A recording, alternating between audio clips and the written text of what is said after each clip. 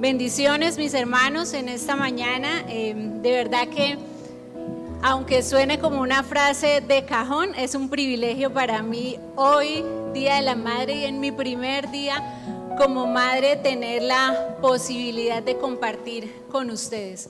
Y quizás alguien podría pensar, bueno, si apenas es su primer día de madre, no tiene mucha experiencia, puede ser que no haya vivido mucho y no tenga muchas cosas para compartir, pero lo que en esta mañana vengo a compartirles está basado en la palabra de Dios, así que yo le pido que lo reciba con todo su corazón, porque viene de parte de Él para ustedes y para mí también. Así que yo le invito a que cierre sus ojos un momento y nos dispongamos en esta mañana para recibir esta palabra, y vamos a decirle: Señor, gracias te damos. Gracias por este día, gracias por cada una de las personas que en esta mañana ha venido a tu casa, Señor, porque han dispuesto sus corazones para estar aquí, para darte a ti el primer lugar, Dios de los cielos. Y te pedimos que en esta hora, Señor, la presencia de tu Santo Espíritu esté en medio de nosotros, que tú, Señor, hables a nuestros corazones, que tu palabra nos sea revelada, Señor de los cielos. Dios, que los corazones estén dispuestos para recibir lo que viene de parte de ti, Señor, y que en esta mañana una presencia gloriosa de tu Santo Espíritu esté en medio de nosotros. Amén y amén. Bueno, mis hermanos, en esta mañana quiero compartirles una enseñanza llamada Una madre conforme al corazón de Dios, ¿sí? Mucha gente nos dice que ser madre es lo mejor que nos puede pasar, que ser madre es lo más bonito.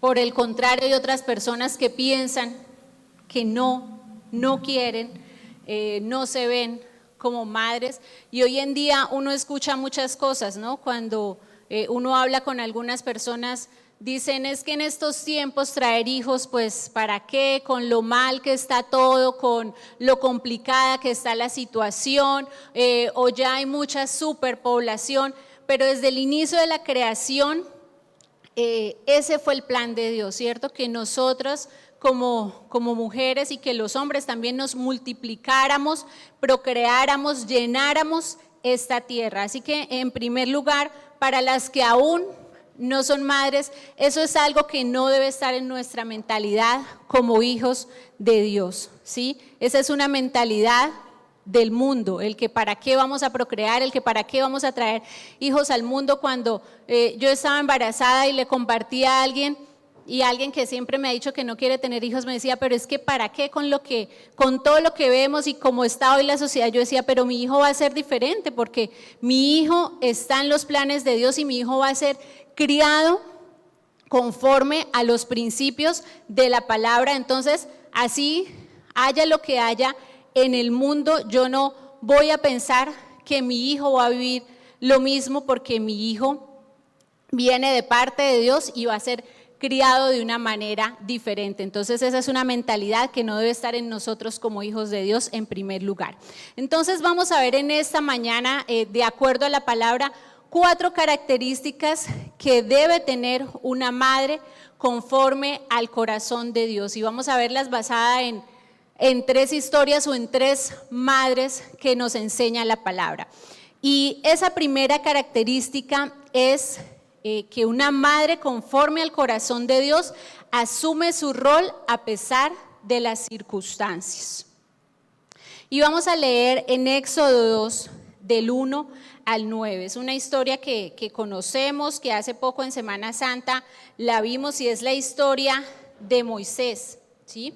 Y de lo que tuvo que hacer la madre de Moisés para salvar la vida de su hijo, por estar en medio de una circunstancia en la cual el faraón quería que todos los niños murieran, que todos los niños que nacían en ese tiempo murieran, y dio la orden de que aquellos niños que nacieran varones fueran muertos. Entonces dice Éxodo 2 del 1 al 9: Un varón de la familia de Leví fue y tomó por mujer a una hija de Leví, la que concibió y dio a luz un hijo, y viéndole que era hermoso, le tuvo escondido 3 meses. Pero no pudiendo ocultarle más tiempo, tomó una arquilla de juncos y la calafateó con asfalto y brea, y colocó en ella al niño y lo puso en un carrizal a la orilla del río. Y una hermana suya se puso a lo lejos para ver lo que le acontecería. Y la hija de Faraón descendió a lavarse al río, y paseándose sus doncellas por la ribera del río, vio ella la arquilla en el carrizal y envió una criada suya a que la tomase. Y cuando la abrió, vio al niño, y he aquí que el niño lloraba. Y teniendo compasión de él, dijo: de los niños de los hebreos es este. Entonces su hermana, la hermana de Moisés, dijo a la hija de Faraón: ¿iré a llamarte una nodriza de las hebreas para que te críe este niño? Y la hija de Faraón respondió: ve. Entonces fue la doncella y llamó a la madre del niño, a la cual dijo la hija de Faraón: lleva a este niño y críamelo, y yo te lo pagaré. Y la mujer tomó al niño y lo crió. Vemos entonces que Jocabed, que era la madre de Moisés, estuvo en medio de una situación muy difícil, ¿sí? ¿Y cuántas de ustedes se pueden imaginar estando en esa situación? Entre, tengo que dejar que mi hijo muera, lo escondo, lo guardo, pero ya a los 3 meses creció mucho, ya no lo puedo esconder más, ¿qué hago ahora? Si me encuentran, no solo van a matar al niño, me pueden matar a mí, pueden matar al resto de mi familia. Y seguramente fue una situación muy difícil y muy angustiante. Y ella toma la decisión de dejar al niño en el río. Pero no fue simplemente y dejó al niño en el río y lo abandonó a su suerte, como muchas veces de pronto decimos, que pase lo que tenga que pasar. Dice que ella envió a su hija, a la hermana de Moisés, a que observara lo que acontecería con el niño. Y todo el tiempo la niña estuvo ahí pendiente. Y tan pronto la hija de Faraón encontró a este niño que estaba llorando, imagínense esa sensación de un bebé de 3 meses, estar ahí, sentirse solo, seguramente con frío o con hambre, no sabemos cuánto tiempo estuvo ahí y llorando, y la hija de Faraón lo escucha. Dice que la niña se le acercó y le propone ir a buscar a una hebrea para que le críe al niño. Y esa persona que lo crió, ¿quién fue? Su misma madre. Entonces vemos cómo Jocabed primero envía a su hija a observar para asegurarse de qué era lo que iba a pasar con su hija, pero también se asegura de qué, de criar a su hijo conforme a las costumbres de los hebreos, porque sabemos que en ese tiempo las costumbres del pueblo hebreo no eran las mismas costumbres que tenía el pueblo egipcio, ¿sí? Los egipcios eran idólatras, eran paganos, eran impíos, habían muchas cosas, y uno podría pensar, no, pues si lo toma la hija de Faraón y se lo lleva al palacio y vive con el Faraón y es, bueno, de la familia real en ese tiempo, pues qué maravilla de vida, ¿sí? Y como muchos de pronto a veces pueden pensar, no, pues va a tener mucha mejor vida que la que podría tener con ellos como familia. Pero su madre no pensó así, su madre pensó diferente, ¿sí? Y ella se aseguró de que su hijo fuera criado bajo esas normas, esos valores, esas costumbres que tenía el pueblo hebreo, y sobre todo bajo los principios que estaban establecidos en el pueblo de Dios. Y aunque ella no conocía el propósito que Dios tenía, ella nunca imaginó que su hijo iba a ser el libertador de Israel. Pero aún así, ella creyó en su corazón que debía salvaguardar la vida de su hijo, que debía preservar su vida. Tuvo fe en Dios, en que algo podía pasar cuando lo puso ahí en el río, y decidió arrebatar de los brazos de la muerte la vida de su hijo, pero sobre todo asegurarse de no dejar la responsabilidad en manos de otro, en manos de la hija de Faraón. sino que ella asumió esa responsabilidad aún en medio de esa circunstancia. Y esto nos enseña que muchos de nosotros vivimos circunstancias difíciles, ¿sí? Todo el tiempo. Hoy en día como mamás, pues desafortunadamente no podemos, la mayoría, tener la posibilidad que de pronto tenían las mamás de antes de quedarnos en la casa cuidando a nuestros hijos, sino que tenemos que salir a trabajar y dejar a nuestros hijos al cuidado de otras personas. Pero una cosa es el cuidado y otra cosa es la responsabilidad de criar a nuestros hijos, ¿sí? Hoy en día muchas personas dejan esa responsabilidad, esa crianza en manos de los abuelos, en manos de los tíos o en manos incluso de extraños, ¿sí? Y muchas veces de personas que no tienen el temor de Dios. ¿Para qué? Para encaminar a sus hijos. Por eso Dios nos pide a nosotras como madres, a pesar de las circunstancias más difíciles que puedan haber, que usted es madre soltera, que usted no tiene el apoyo de otra persona, que usted tiene que salir a trabajar y no puede estar con su hijo las 24 horas, a pesar de la situación económica, a pesar de la situación emocional que podamos estar pasando, Dios nos dice que debemos asumir ese rol que Él nos ha dado como madres. ¿Y cuál es ese rol? La madre es quien cuida, la madre es quien enseña los valores, la madre es quien enseña las normas. La madre tiene algo especial, ¿sí? Y las que somos mamás lo sabemos. Y cuando uno tiene a sus bebés, a sus hijos pequeñitos, bebés, se da cuenta mucho más de eso, ¿no? Aquí hay varios bebecitos y yo sé que seguramente les ha pasado que un bebé está llorando y solamente con que la mamá lo alce, ya, ¿sí? Por ahí lo llaman el efecto mamá. Pues cualquiera lo alza, cualquiera le hace, le da tetero, lo que sea, pero solamente con que la mamá lo alce, ya, se calmó el bebé. Entonces, las mamás tenemos para los hijos algo especial que ellos no van a encontrar en ningún otro lugar y que ninguna otra persona va a poder reemplazar. Por más amor que le tenga, por más amor que una abuela le tenga a sus nietos, hay algo que nunca podrá llenar eso que solo la madre puede llenar. Así que no dejemos esa responsabilidad de criarles, de enseñarlos, de instruirles en el temor de Dios en manos de otras personas. Circunstancias difíciles va a haber siempre, ¿sí? Cuando Jocabed, la madre de Moisés, quedó en embarazo y estaba esperando a su hijo, seguramente estaba muy, muy feliz y nunca pensó que iba a tener que pasar por esa situación.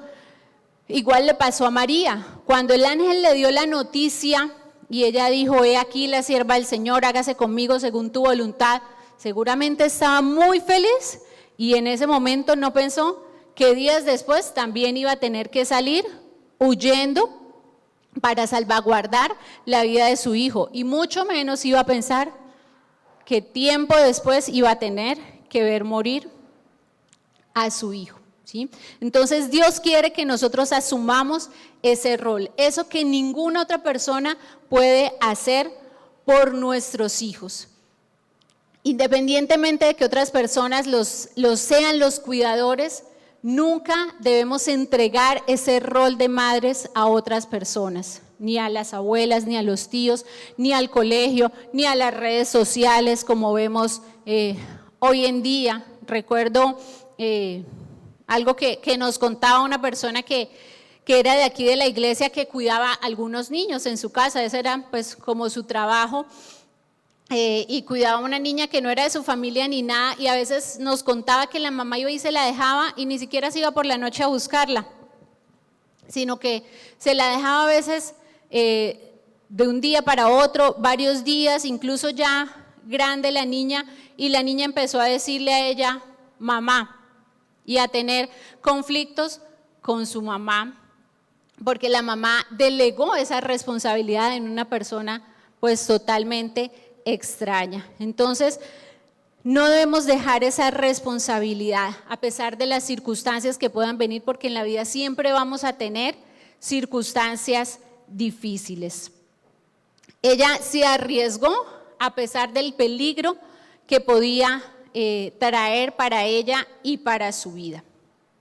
Entonces, en primer lugar, una madre conforme al corazón de Dios asume siempre su rol. Segunda característica de una madre conforme al corazón de Dios es que instruye y corrige. ¿Sí? Diga, una madre conforme al corazón de Dios instruye y corrige. Y a veces las mamás tenemos como la, ¿cómo se llama eso? Como la fama de ser más alcahuetas, ¿cierto? De ser más permisivas. Pero la palabra nos dice o nos muestra que una madre y que una mujer virtuosa, como el pastor ahorita nos compartía este pasaje, es una madre que instruye y que corrige. Y quiero que leamos en Lucas 2:48.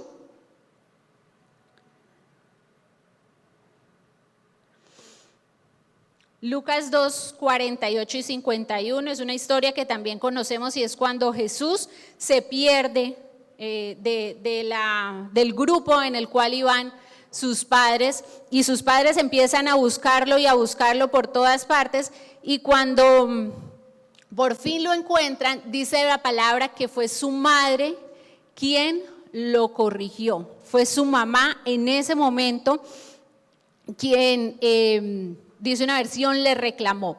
Dice Lucas 2:48, cuando le vieron se sorprendieron y le dijo su madre, hijo, ¿por qué nos has hecho así? He aquí tu padre y yo te hemos buscado con angustia. Y dice luego el versículo 51 que Jesús descendió con ellos y volvió a Nazaret y les estaba sujetos. En otra versión dice, y les obedecía en todo. Entonces, ¿quién fue quien le cuestionó su comportamiento? ¿La mamá o el papá? La mamá. ¿Cierto? La madre, dice en la versión TLA, su madre le reclamó. Y en la versión, nueva versión internacional, ¿por qué te has portado así con nosotros?, le dijo su madre. ¿Sí? Fue ella quien le cuestionó esa actuación, aunque después sabemos la respuesta de Jesús, pero en ese momento su madre, en ese sentimiento de angustia, fue quien le reclamó por esa actuación. Y por eso Dios quiere que nosotros como madres seamos esas personas que instruimos, que orientamos, que guiamos y que corregimos a nuestros hijos. ¿Sí? No puede o no debe pasar en nosotros como hijos de Dios que sea un padre quien pone normas, quien pone límites y que la madre sea quien es la permisiva. Una madre conforme al corazón de Dios es una madre que instruye, que guía, que corrige, que pone normas, que es firme, quien se asegura de que sus hijos obedezcan. Dice que después cuando volvieron, Jesús los obedecía en todo. Después de ese regaño de la mamá, dice Jesús los obedecía en todo. ¿Sí? Nosotros como madres debemos asegurarnos que nuestros hijos sean hijos obedientes, no importa la edad. ¿Sí? Hoy en día desafortunadamente se han empezado a generar pues como muchas teorías de que no se deben castigar a los hijos, de que está muy de moda algo que se llama la crianza respetuosa. Y leyendo, la crianza respetuosa es más o menos deje que su hijo haga lo que quiera hacer, ¿sí? Y si llora y se arma pataleta, pues no lo corrija porque eso no es crianza respetuosa.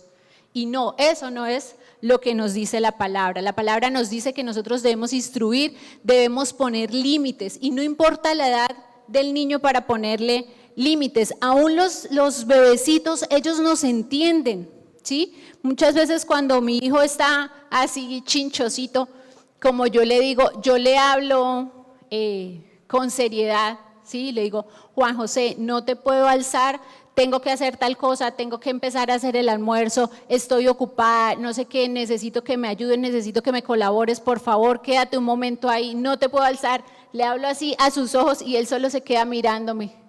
¿Serio? Medio hace pucheros, pero ahí se queda, ¿sí? Y la teoría también dice que ellos aún así entienden lo que uno les dice y que uno les debe explicar, ¿sí? Lo que va a hacer o lo que espera de ellos, ¿sí?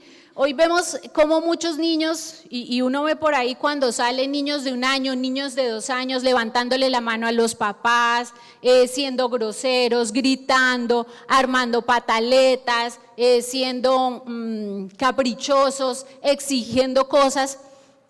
¿Y los papás qué hacen? Nada, la mayoría, nada. Y si no los corregimos desde ese momento, ¿cómo será más adelante? ¿Sí? Y no solamente cuando están pequeñitos, sino no importa si su hijo está adolescente, si su hijo ya cumplió 15 años, si su hijo ya cumplió 18 años, si su hijo ya cumplió 30 años. A mí mi mamá me dice algo medio en broma y medio en serio, ¿sí? Cuando de pronto me dice algo y yo como, no mami, o sea, no lo voy a hacer así, lo voy a hacer de otra manera, por decir algo, me dice, no importa que usted ya esté casada, que ya tenga un hijo, que usted tenga tantos años, yo soy su mamá. Y es realidad, ¿sí? Es verdad. Entonces ella me lo dice como medio de chiste, pero yo sé que es bien, porque no me lo dice brava, pero pues es cierto, no importa la edad que usted tenga, su mamá va a ser su mamá hasta el final. Entonces, una mamá siempre debe ser firme, una mamá debe poner límites, póngale límites a su hijo desde que está pequeñito, desde que está empezando a aprender. Si está adolescente, con mayor razón. Hoy en día, conforme estamos viendo la sociedad, no podemos dejar que nuestros hijos anden por ahí sin que nosotros sepamos qué es lo que están haciendo. Debemos corregir a tiempo, ¿sí? Corregir cuando aún podemos hacerlo, no cuando ya se han salido de las manos y cuando ya los hijos crecen y son los hijos entonces los que corrigen a los padres. Pero esa corrección y esa enseñanza y esa instrucción también debe ser con sabiduría. Una madre debe ser justa y debe ser sabia. ¿Sabia en qué? Sabia en sus palabras, sabia en cómo habla, en cómo corrige a sus hijos. Nosotros tenemos una vecina como en la parte de atrás de la casa, que por el patio se escucha todo. Y trata a su hijo, ay Dios mío, que nosotros a veces decimos, ¿será que no es hijo de ella? El niño es un poco desobediente, inquieto, sí, pero la forma como ella lo corrige, pues es terrible, ¿sí? Las palabras que le dice, la forma como lo trata, que nosotros a veces pensamos, ¿será que no es la mamá y no sé, y el niño se lo dieron o alguna cosa? Porque a uno se le hace como muy difícil creer que una mamá que quiera a su hijo le pueda decir esas palabras a un niño que tiene como 6 años, por ahí 5 o 6 añitos. Entonces debemos ser sabias en la forma en cómo corregimos a nuestros hijos, en las palabras que utilizamos para corregirlos. Cuando las mamás están enseñando a sus hijos a veces de cosas del colegio, enseñándoles, ayudándoles con las tareas y el niño de pronto se le dificulta, yo creo que logran la mayoría perder un poco la paciencia. Tenga cuidado con las palabras que le dice a su hijo, con las palabras que utiliza para enseñarlo, para corregirlo. Pero sobre todo debemos ser coherentes y enseñar con el ejemplo. Yo no puedo pedirle a mi hijo que no diga mentiras y me ve diciendo mentiras. Yo no puedo pedirle a mi hijo que no coja plata ajena si me ve esculcándole el bolsillo al papá a escondidas, por decir algo. Yo no puedo pedirle a mi niño que sea cortés y que salude si yo ando haciendo mala cara y no saludo a nadie. Yo no puedo decirle a mi hijo o esperar a que mi hijo vaya a la iglesia si yo voy, no sé, una vez al mes. Yo no puedo enseñarle a mi hijo que ofrende o que diezme si mi hijo nunca me ha visto hacerlo. Yo no puedo pedirle a mi hijo que en la iglesia adore si mi hijo nunca me ha visto levantar las manos delante de Dios. Entonces, mi instrucción tiene que ser ¿cómo? Con el ejemplo. Mi hijo va a aprender lo que me vea a mí hacer.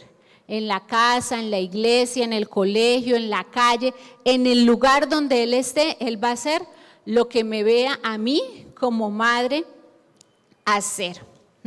Y una madre es una madre que está pendiente de todo lo que sucede con sus hijos y de lo que sucede en su casa. Y eso está en el pasaje que ahorita nos leía el pastor de Proverbios 31, de la mujer virtuosa. Dice que esa mujer virtuosa, en la versión NTV, Proverbios 31, 26, dice que la mujer virtuosa cuando habla, sus palabras son sabias y da órdenes con bondad. Ahí nos muestra cómo la mamá es una mamá que da órdenes, que enseña, que corrige. Pero también dice en el 27 que la mujer virtuosa está atenta a todo lo que ocurre en su hogar. Está atenta a todo lo que ocurre en su hogar. Es una madre que no se va a asombrar de lo que pase en su casa o con sus hijos. Y en la versión NBV dice, cuando habla sus palabras son sabias, cuando enseña lo hace siempre con amor. Observa con cuidado lo que sucede en su casa. Observa con cuidado lo que sucede en su casa. Una mujer virtuosa y una madre virtuosa es aquella que sabe qué hacen sus hijos, en qué andan sus hijos, con quién andan sus hijos, qué ven sus hijos en el celular, qué ven sus hijos en TikTok, qué ven sus hijos en las redes sociales, a quién siguen sus hijos en redes sociales, qué ven en televisión, qué ven en internet, con quién hablan, quiénes son sus amigos, quiénes le escriben, qué se escriben. Esa es una mujer virtuosa, que a pesar de que, y Dios nos ha dado esa capacidad a nosotros como mujeres, de estar pendientes de muchas cosas a la vez, de trabajar, de ser amas de casa, de organizar, pero también de estar atentas a qué, a lo que sucede en nuestra casa, de enseñar con amor y de observar con cuidado todo lo que sucede. Y así nunca nos vamos a llevar nosotros sorpresas, ¿sí? De por qué nunca nos vamos a tener que lamentar, uy, yo por qué no me di cuenta de esto, yo por qué nunca me di cuenta que esto estaba sucediendo. Y nosotros vemos muchas noticias, ¿cierto? Todos los días pasan noticias de niños, no sé, con retos de redes sociales, con droga. Hace días leí una noticia de un colegio de Bogotá que estaban en una reunión de padres y mientras tanto afuera un estudiante mató a otro, mientras los papás estaban adentro en el salón en una reunión. Y siempre cuando hablan los papás es como no, mi hijo era el más juicioso. En uno de los testimonios decía, mi hijo era muy juicioso, se la pasaba encerrado en el cuarto escuchando música. ¿Qué escuchan nuestros hijos cuando se encierran?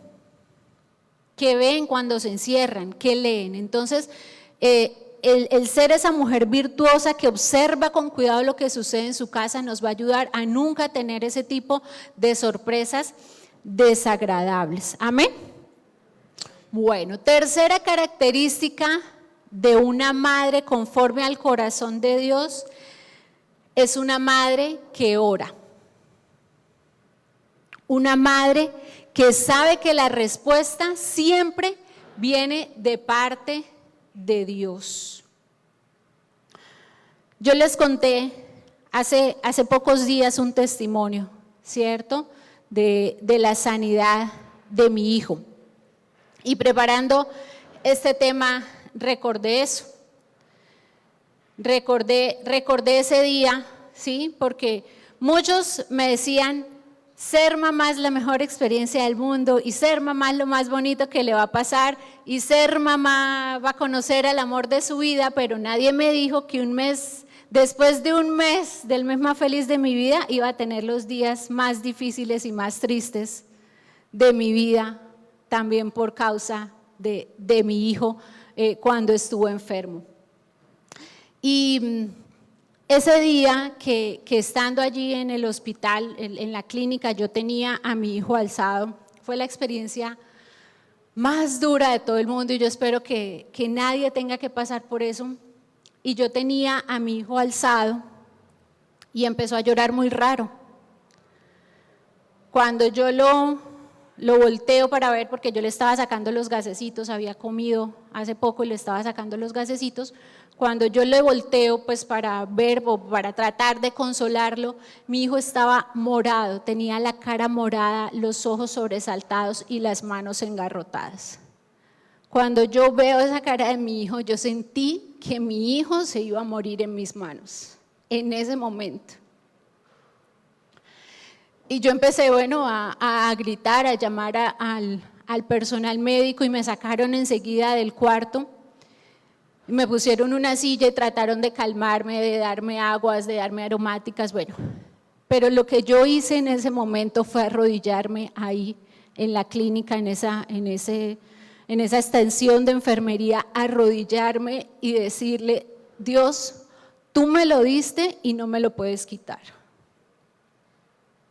Tú me lo diste, fue tu promesa, lo he estado esperando hace mucho tiempo, porque mi hijo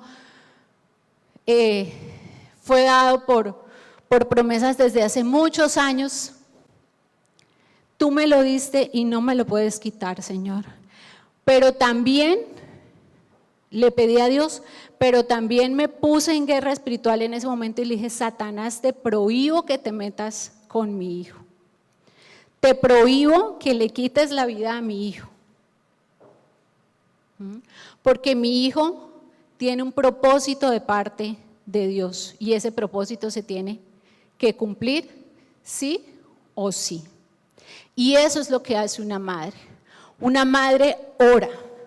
Claramente las madres lloramos, ¿cierto? Porque es inevitable tener esa sensibilidad y es inevitable no sentir angustia en ese momento, pero como madres no nos podemos quedar solamente llorando por nuestros hijos, sino tenemos que pararnos firmes en oración para reclamar a nuestros hijos. Y fue lo que hizo Ana también en la Biblia. En 1 Samuel 1 del 9 al 12 nosotros vemos la historia de Ana, y Ana, esta mujer que no podía tener hijos, como le pasaba a muchas otras mujeres en la Biblia, como le pasó a Sara, como le pasó a Raquel, como le pasó a varias mujeres, pero Ana hizo algo diferente a lo que hicieron las otras dos. Dice que Sara, Dios le dio una promesa, ¿sí? Pero ¿qué pasó con Sara? Sara dudó, primero dudó de esa promesa que Dios le estaba haciendo. Dudó en su corazón que Dios lo pudiera hacer. Pero además de eso se adelantó a la promesa. Porque al ver que pasaban los años y que no se cumplía, ¿qué hizo? Le entregó su sierva a su esposo para que tuviera un hijo con ella. Y lo mismo hizo Raquel, una de las esposas de Jacob, quien era estéril, y al ver que su hermana ya le había dado hijos, pues diría, yo no me voy a quedar atrás. Y dice que Raquel también le entregó a su sierva para que, dijo, quizás a través de ella yo pueda tener hijos. Pero Ana hizo algo diferente. Ana era la esposa del Cana y dice que el Cana tenía dos esposas, Ana y Penina, y que Penina tenía hijos y Ana no tenía hijos. Pero Ana pues no se quedó llorando. 1 Samuel 1 del 9 al 12 nos dice, y se levantó Ana después que hubo comido y bebido en Silo, y mientras el sacerdote Elí estaba sentado en una silla junto a un pilar del templo de Jehová, ella con amargura de alma oró a Jehová y lloró abundantemente. Vemos que también lloró como lloramos todas las mamás. ¿Pero qué hizo? Oró y lloró abundantemente. E hizo un voto diciendo, Jehová de los ejércitos, si te dignares mirar a la aflicción de tu sierva y te acordares de mí y no te olvidares de tu sierva, sino que dieres a tu sierva un hijo varón, yo lo dedicaré a Jehová todos los días de su vida y no pasará navaja sobre su cabeza. Mientras ella oraba largamente delante de Jehová, Elí estaba observando la boca de ella. ¿Cómo oraba Ana? Dice largamente, ¿sí? No era una oración de 5 minutos por su hijo. Dice, oraba largamente. Nuestra oración como madres debe ser como constante, debe ser una oración larga, una oración que no nos cansemos de orar por ellos. Como les decía ahorita, no importa la edad, usted tiene que orar por sus hijos desde antes que nazcan hasta que usted tenga vida. ¿Sí? Hasta que usted tenga vida tiene que orar por sus hijos. Cuando yo estaba embarazada, desde el primer momento, el diagnóstico de los médicos para mí fue que tenía un embarazo de alto riesgo. Desde la primera consulta, usted tiene un embarazo de alto riesgo. Y uno va a las citas y escucha tantas cosas, Dios mío, que tal niño, que una malformación, que el cordoncito que se adelantó, que 1000 cosas escucha uno todos los días. Y los médicos tratan como de infundirle a uno tanto temor con lo que dicen, pero yo decidí algo y era primero no creer que tenía un embarazo de alto riesgo, pero yo oraba todas las semanas por la formación de mi hijo. Yo tenía ahí en el celular descargado como un artículo donde dice qué se forma en el bebé semana a semana. Entonces en la primera semana el embrión tal cosa, en la segunda esto, después se le forman las piernas, el corazón, los ojitos, etcétera, etcétera. Y todas las semanas yo leía qué se formaba esa semana y oraba. Cuando yo oraba en las noches y me ponía manos sobre mi vientre, yo oraba en esa dirección. Señor, sus ojos, si se están formando sus ojos, que sus ojos se formen totalmente, que su visión se forme, que no hayan enfermedades en sus ojos, etcétera, que sus manitas estén formadas completamente, que sus dedos estén completos, etcétera, etcétera. Lo que me decía el artículo que se estaba formando en esa semana. Entonces, desde antes de nacer, usted puede orar por sus hijos, pero no cansarnos de orar por ellos, para que Dios los cubra, para que Dios los proteja, para que Dios cumpla su propósito. Orar en contra de las acechanzas de las tinieblas. Hoy en día vemos cómo el enemigo se ensaña tanto con los niños, ¿cierto? Tanto con la niñez, con enfermedades, con violencia, con muerte, con violaciones, ¿sí? Con robos. Esta semana veía que ya la inseguridad está tan fuerte que ya no respetan nada. Un video de un señor que se iba subiendo al taxi con un bebecito y llegaron ahí a robarlo estando con su bebecito. Cómo se roban los bebés para ponerlos a mendigar, cómo se roban los niños. Entonces hay tantas situaciones hoy en día que usted todo el tiempo y todos los días tiene que estar firme en oración por sus hijos para que sean guardados, ¿sí? Para que ellos sean encaminados en el propósito de Dios. Pero sobre todo tenemos que mantenernos en oración para recordarle a Satanás que nuestros hijos le pertenecen a Dios, que el enemigo no puede venir a dañar sus vidas, a dañar sus mentes, a dañar sus corazones, a sacarlos del camino, sino para declarar que ellos sean guardados y que Satanás no tiene ningún derecho sobre nuestra descendencia. No importa la edad de su hijo, no importa el problema, ¿sí? Ore por la salvación de sus hijos si sus hijos no son salvos, así tengan 50 años. Ore por la salvación de sus hijos. Si sus hijos conocieron a Dios y se apartaron, oren para que su hijo se reconcilie con Dios, para que el corazón de su hijo nuevamente vuelva a Dios. Ore por la salud de sus hijos. Ore por la economía de sus hijos. Ore para que sus corazones sean guardados. Ore para que ellos no se pierdan. Ore para que ellos no se aparten del camino si ellos conocen a Dios.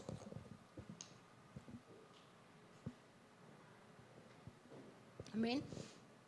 Nosotras como madres tenemos la autoridad espiritual sobre nuestros hijos para que lo que nosotros oremos sea hecho. Otras personas pueden orar por ellos, sí, amén. La pastora puede ayudarnos a orar por nuestros hijos, sí, amén. Nuestra familia, los intercesores pueden ayudarnos a orar por nuestros hijos, sí, y Dios escucha.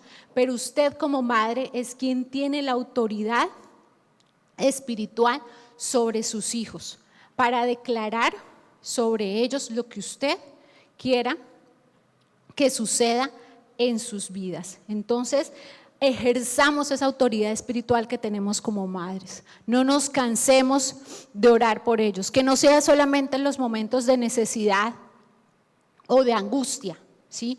Sino que todos los días nuestros hijos estén en nuestras oraciones para bendecirlos, para cubrirlos en oración, para que Satanás no tome ventaja de sus vidas. Amén.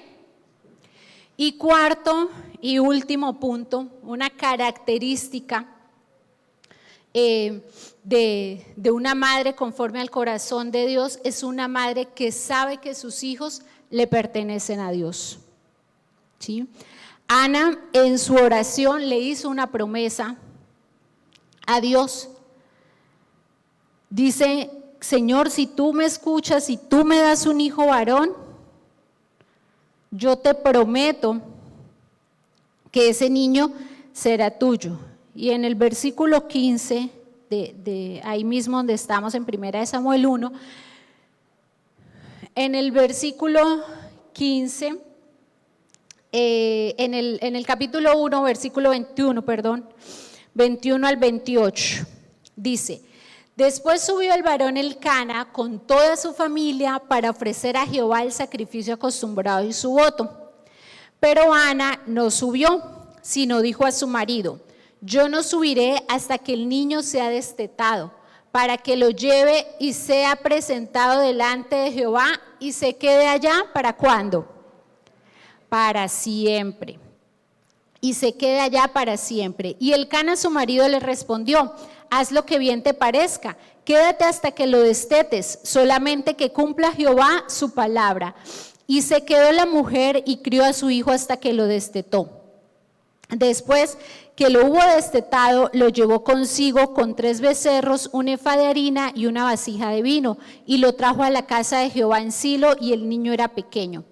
Y matando el becerro, trajeron al niño a Elí, y ella dijo: Oh, Señor mío, vive tu alma. Señor mío, yo soy aquella mujer que estuvo aquí junto a ti orando a Jehová. Por este niño oraba, y Jehová me dio lo que le pedí. Yo pues lo dedico también a Jehová. Todos los días que viva será de Jehová. Todos los días que viva será ¿de quién? De Jehová. Y es lo que debemos orar nosotros como madres, que todos los días que vivan nuestros hijos serán ¿para qué? Para Jehová, serán para adorar a Dios.